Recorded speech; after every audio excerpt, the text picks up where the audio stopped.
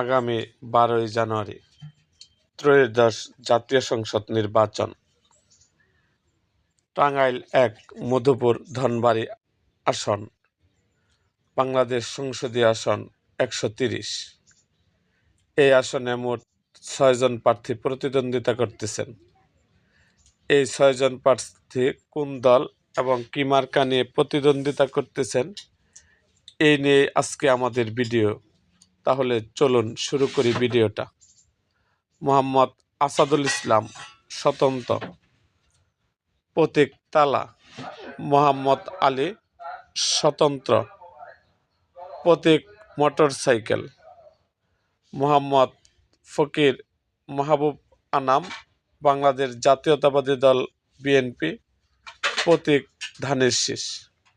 মোহাম্মদ হারুনুর রশিদ ইসলামী আন্দোলন বাংলাদেশ, প্রতীক হাত পাখা। মোহাম্মদ আবদুল্লাহ আল-হেল কাফি, বাংলাদেশ জামাত ইসলামী, প্রতীক দাঁড়িপাল্লা। মোহাম্মদ ইলিয়াস হোসেন জাতীয় পার্টি, প্রতীক লাঙ্গল।